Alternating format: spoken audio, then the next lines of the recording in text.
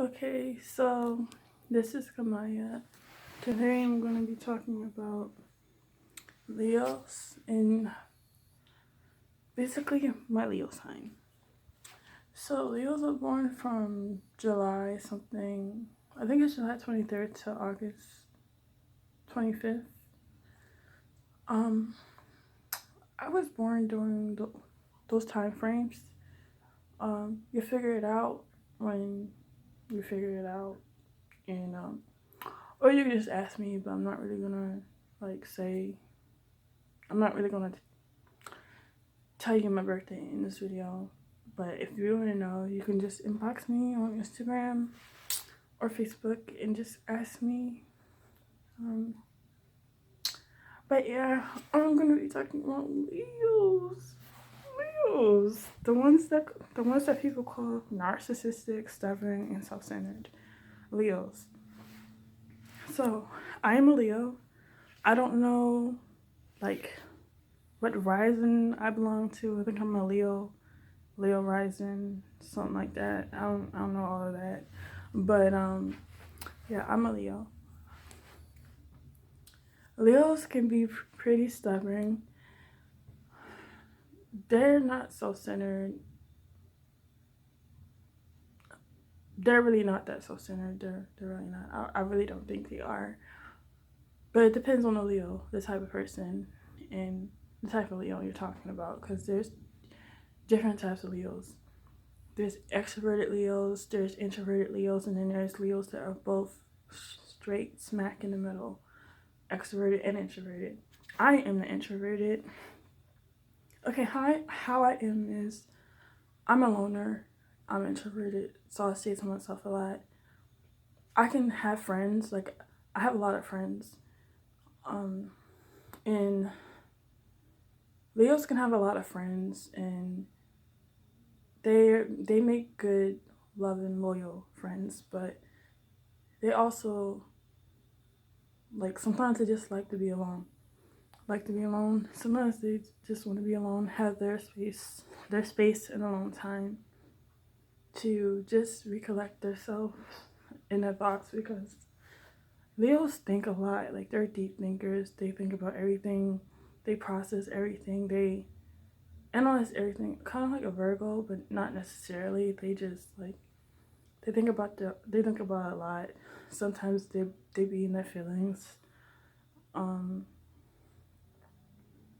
and they just want to stay to themselves. Like for me, I love to listen to music. I love to write, and I just sometimes feel like isolating myself. Feel like staying to myself.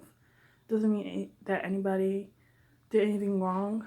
It just means that, like, if I'm in the spotlight per se, like if I'm too extroverted or start to become too social, I see that as a problem, and I back away from that, from being the social me, because it's just too much. It just takes too much out of me. And the people will be wondering, like, well, why you want to be a social worker? Because you know that you're going to have to talk to people and you're going to be extroverted and get out of your comfort zone and all that.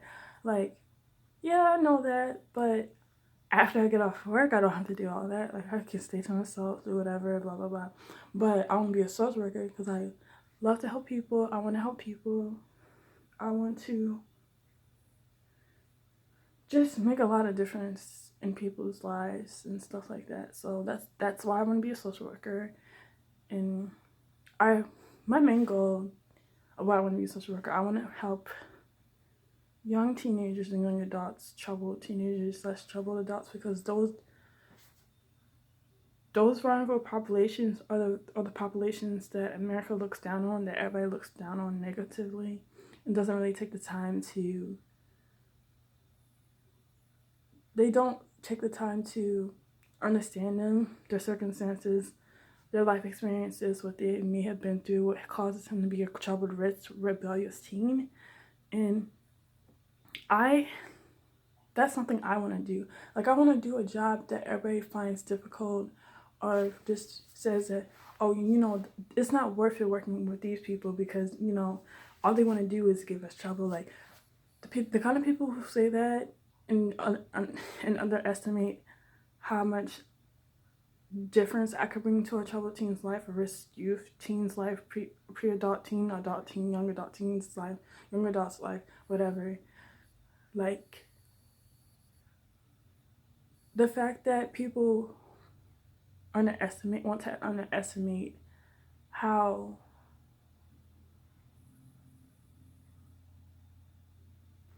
underestimate how powerful you have to be to bring change to someone's life, especially to someone who's at risk, or someone who's like rebellious, whatever. Like, that is my main aspiration. Like, my main aspiration is not to prove people wrong, that's per se. I mean, it is, but okay, it's to prove them wrong. Is to make them like not ever underestimate what I can do. You know, in my field, in my experience, in my job. But it's also to it's just also to connect with troubled teens, like, because troubled teens are young adults, because nobody wants to do that. Like, everybody sees them as an obstacle, a project, a less than, worthless. Like, I mean, like, it's kind of like, are you serious? Because, like, to me, it's like, did you think that all teens would not be at risk? Like, did you think all teens would be the same and easy to deal with? It's kind of like dealing with people. Every person you deal with is not going to be easy to deal with. And I know that that's going to be, in some cases for me, some cases are going to be harder for me to deal with than others, because, not because they're difficult to deal with, but because of, they have a wall up. It's kind of like when you get heartbroken, you have a wall up, and it's hard for someone to get to your heart. It's going to be hard for anyone to get to your heart. They have to do the unthinkable, or not just the unthinkable, but they have to, like, be the kind of person who keeps trying and trying and trying and doesn't give up, and no matter what, and like a ride or die, basically.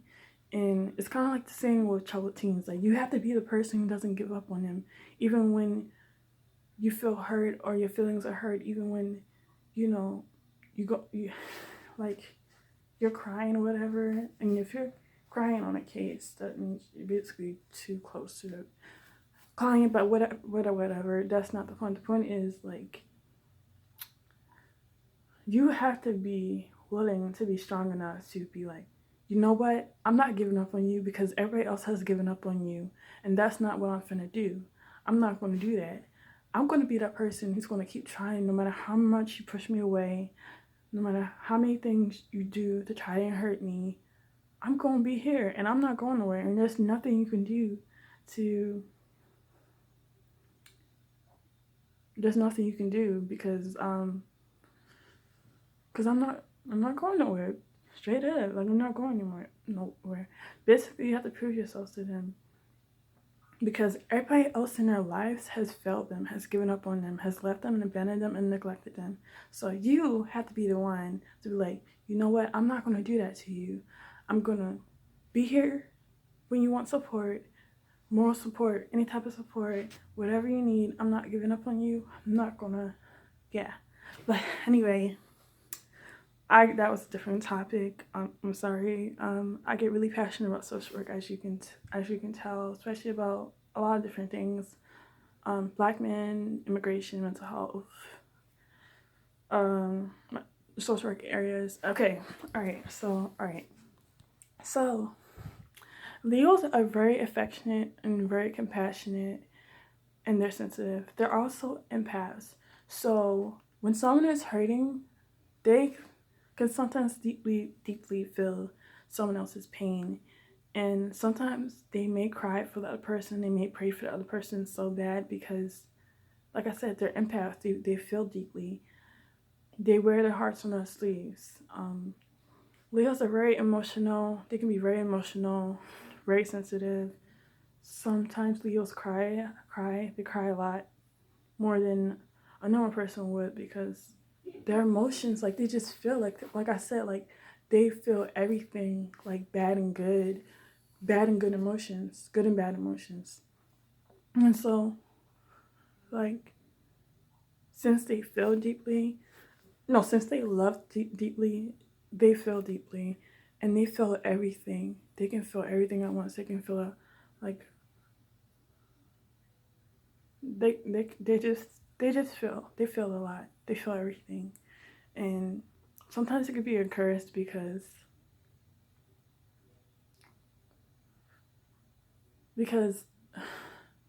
sometimes crying a lot or being too emotional can be seen as a flaw, or just being too overly emotional drain someone drain someone. You know, someone that cares about you, it can drain them. And it's we don't mean to do that. It's just that we're so emotional that sometimes we just can't help that we're emotional. It's just us. It's basically like who we are. And especially if you're a woman, it's natural for a woman to be emotional. That's like built within her nature and everything. Okay, so Leos have multiple mood swings. They can have multiple personalities. And when I say multiple personalities, I don't mean multiple personality disorder. And I do not mean mood swing disorders. I mean that they can either have multiple personalities or multiple mood swings. So, multiple personalities just means that the personalities tend to change, and multiple mood swings mean that the mood swings tend to change. They can have one of either, or they can have both. For me, um, I feel like I have both because I have two separate personalities, and the first personality will be that I'm happy. I'm happy. I'm excited. I'm extroverted. I'm social, I talk a lot, I'm communicative and all that. And the other side of that, the second personality is that I'm shy, I'm introverted, isolated, distant, don't talk to you, detached, all that kind of stuff. And then the mood swings is just like basically the same thing, but it's like mood swings is just like when you're sad, depressed, crying. And then the other mood swing side of the mood swing is happy, excited, um, happy, super happy, neutral, so just stuff like that. Yeah, I'm definitely that. Yeah, I go through that a lot. So yeah, our mood swings and personalities can be interchangeably, and they can change simultaneously. They change a lot. They never tend to stay in one place. Leos are known to be the life of the party, but however, personally, I'm not the life of the party. I'm more like the person who doesn't really talk if I'm at a party. I mean, I don't talk that much, honestly. Like, I really don't. Because I don't like parties like that, number one. Like, I've really never been to a party. I have been to a party, but I just don't talk that much at parties, because I'm not a party person. I mean, if we were just hanging out regular, having a good time, like maybe going to a museum and stuff, we're good friends, and I'll probably talk more in that scenario. But at a party scenario, it's just kind of like you're lucky if I talk a lot at a party. Like if you see me talking to you a lot at a party, yeah, you're lucky if you get that from me, because usually I don't talk a lot at parties. I rarely even go to parties. I don't even like parties like that. So, yeah. Okay. Leos, okay, so like I was saying, Leos are very compassionate, affectionate. They're understanding, they're loyal friends and loyal partners. Leos, like, I cannot stress to you enough. Leos do not cheat. Leos are faithful partners. Like, they're so faithful. Like, they're too faithful. You might even be like, where do you get all this faithfulness from? I mean, I'm just like, what do you mean? Because, like, Leos see no point in not being faithful. Because if, like, Leos really, like, honestly, Leos value relationships. Like, they value relationships and morals. They have morals and values, so they value relationships. So because of that, they see cheating as something that they wouldn't ever do in a relationship because they truly value true love and relationships, and you could almost say that they're hopeless romantics. So because of they want that perfect love, or they dream about this perfect love, and of course we know that no partner is perfect, but because we're hopeless romantics, and like we just dream about the perfect partner, the perfect guy, the perfect girl, the perfect one. Because of that, like we just don't see, like we just don't cheat, like we just don't do that.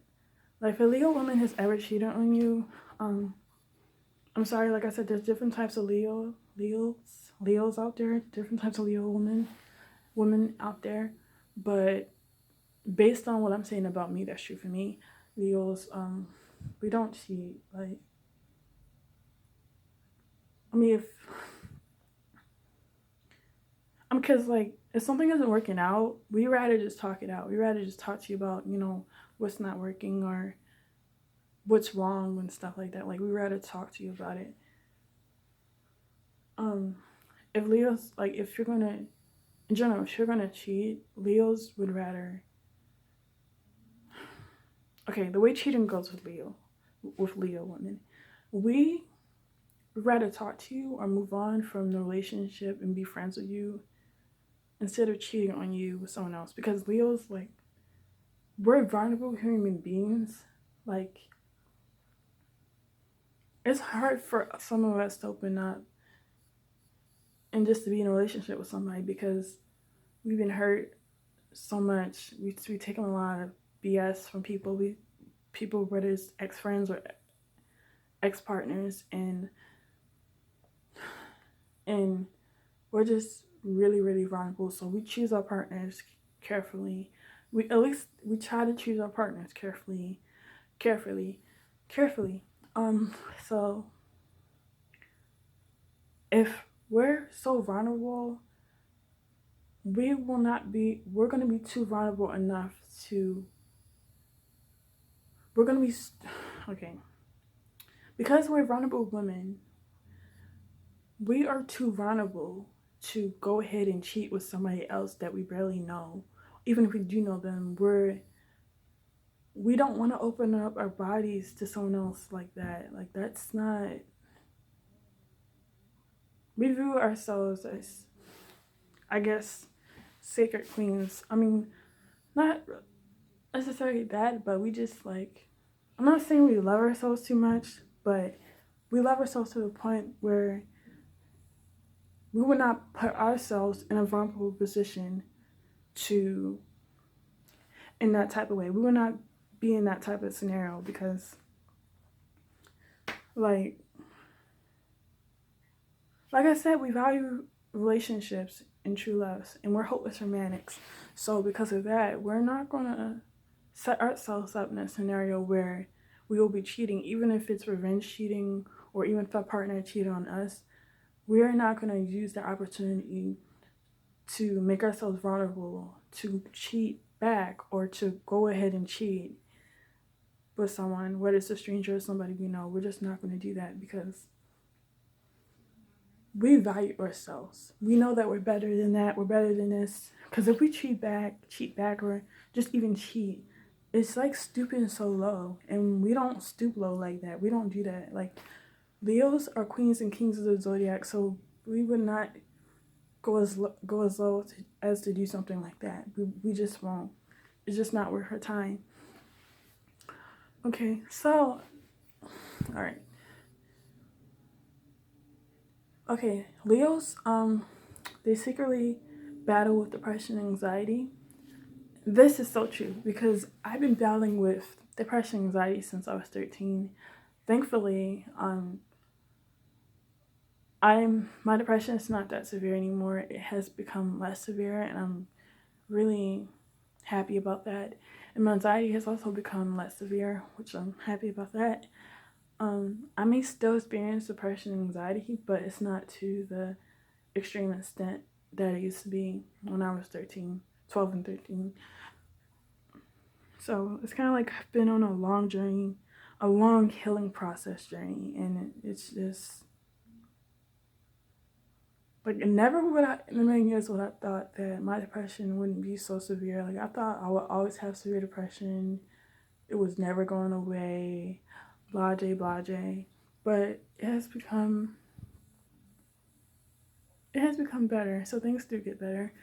But yeah, Leos, they particularly low key battle depression, anxiety. And if you're not really the type of Leo who opens up to your friends and lets all your friends know that you battle with this, then they will never know that you battle with this. Or they may just forget. But yeah. Leos do battle with this. Since they're like bright souls and everything, like they may talk like if you don't talk to your friends about this and they don't know that you're in such a dark place, then you'll be seen as a bright soul to all your friends, like a bright positive light, bright positive soul, a ray of sunshine and all that, and they'll never know that you battle with this because you keep it low key. But sometimes it's hard to keep it low key because you're hurting so much, and yeah, so Leos, they definitely go through dark times, dark places, dark spaces, all that. They go through that. Um, and sometimes Leos don't like Leos can be very prideful and private. So sometimes they don't want to talk to you about what's going on, or sometimes this can be. I feel like this is in general, but Leos, they don't want to talk to you about what's going on, or like they may talk to you a few times or many times, but sometimes they get to a point where they just shut down and they don't want to talk to you about it. Like they just don't want to talk about it at all because they get tired of talking about the same thing over and over again. And sometimes they just get tired of being told the same thing over and over again. So they just basically shut down and just they just be in their feelings and they just isolate themselves until they just isolate themselves. And it's like it's when they isolate themselves in that way, it's honestly for your benefit because they feel like a burden and they don't want to be a burden to you. And they feel like telling their friends this, they're draining their friends emotionally and physically.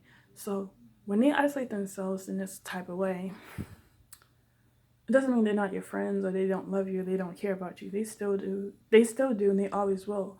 But they're isolating themselves in this type of way. They shut down in this type of way. It's for your benefit and it's also for their own benefit. So they can get themselves together and all that kind of stuff. And also so they don't have to emotionally, they don't have to consistently or constantly emotionally drain you with their depression, anxiety, and stuff like that. So yeah, yeah. Okay, so now I'm gonna talk about the stereotypes about Leos. So they say that Leos are self-centered. I really don't think Leos are self-centered. Um, and if self-centered means want to get their way, then I really don't think they're like that. I mean, I don't know. I'm not really like that. Unless I may be sad or something like that, but I don't think I'm like that. Another thing, another stereotype is that they love the spotlight and they love attention. So, some Leos like the spotlight if they're extroverted. If you're extroverted Leo, you may love the spotlight. If you're mid in between, you may like 50% of the spotlight. And if you're introverted, like if you've been an introverted Leo all your life, then most more than likely you don't like the spotlight like that. Like you may daydream about being in the spotlight, but you really don't want to be in the spotlight. You'd rather be in the background. It's not to say that you can't shine your light in the background, but Leo may want the spotlight one day, but it's not a constant thing that they want. Like it's not really something important that they want. But yeah. Another thing is say Leos love attention. Leos do love attention, especially if they're in a relationship with someone they care about. They crave attention and they love getting attention from their partner. It's important to them. To them, it just makes them feel cared for or cared about. So attention is very important to them.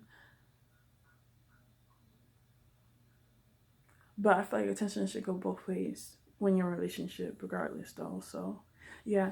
But yeah, Leos love attention. Leos can be clingy, they're super clingy. And remember, all this is based on myself. So I can be super clingy. They can get super attached if they really care about someone, especially if it's like a really close friend or the boyfriend that they really care about, deeply care about. They can be really clingy. They can get attached, and if they get attached, they can get sad, and yeah, it's a whole thing. Yeah. Another thing is that another stereotype is that Leos seek revenge. Like if you heard a Leo, they will seek revenge on you. Again, this is different because there's different types of Leos, so I'm pretty sure that there are Leos that will seek revenge on you. But I'm the type of Leo that like if someone hurts me,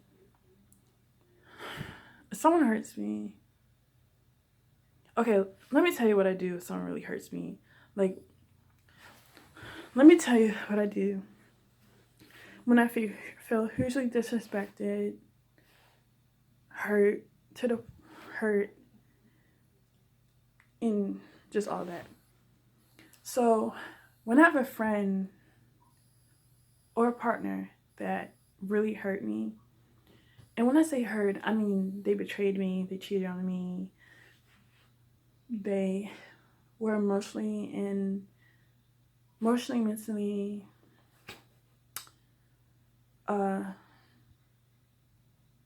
hurtful.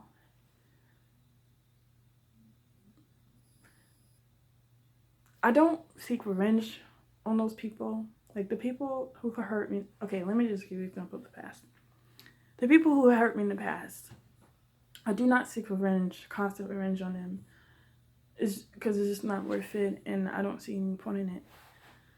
What I do when I feel disrespected and when I feel super duper hurt, I do not seek revenge on them. Instead, I will block you. Okay, this is how Leos are. If you hurt them and disrespect them, right? Okay. Oh my god, this is so hard to explain. Okay, if you hurt, piss off, make a Leo so mad, and you hurt their feelings, whatever, you basically will never know how you made them feel. They will never tell you how you made them feel.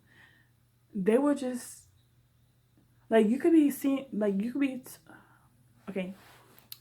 Say that I had a friend named Kalina. She hurt me emotionally, verbally, whatever. But we see each other every day at school. We have the same class. We're in ballet, whatever. Kalina doesn't know that she hurt me or how I truly feel. So everything me and Kalina, we still hang out. She doesn't know how I feel. She doesn't know, we do the same routine each and every day. Cook her breakfast, clean up together, have fun together. However, behind the scenes, she doesn't know that I'm still angry and pissed about how she disrespected me and hurt my feelings. So that's how Leos operate. They will smile right up in your face, do everything routine or whatever, habitual, like habits and everything. But you still won't know how you truly made them feel, you just won't know because everything they do is routine like they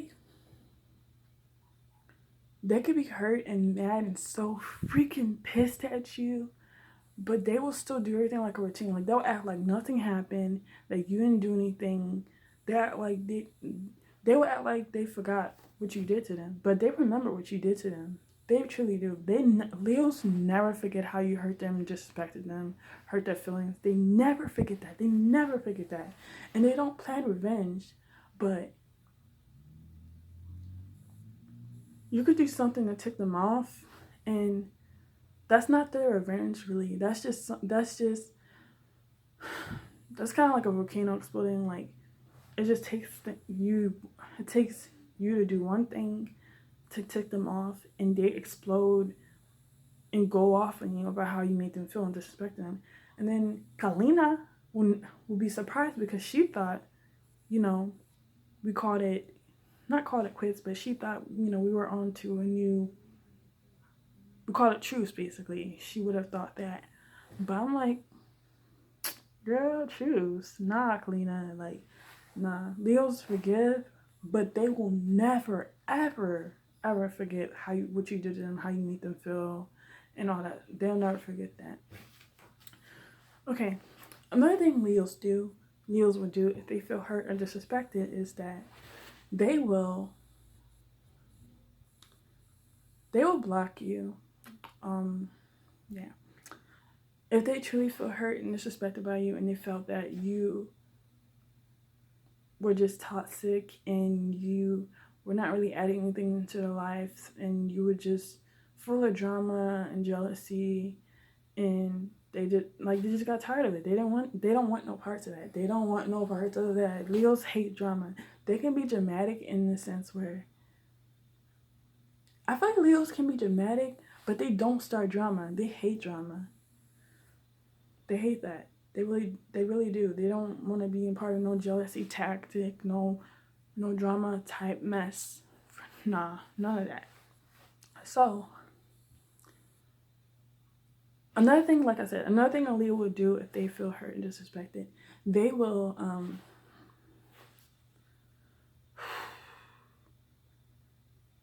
okay. They'll talk to you one day. They'll talk to you one day, and you guys would be cool. Or at least you think you guys would be cool. And then they will block you. You'll be blocked maybe for months or years, and you'll never hear from them. They just disappear. Like one day you hear from them, and y'all cool, and then the next day, maybe 2 months down the road, you don't know that you're blocked, but you're blocked, and they just disappear from your life, and you'll never hear from them again. And that's just how they operate when they feel disrespected and hurt, or they just don't want to deal with the drama, jealousy type mess. They don't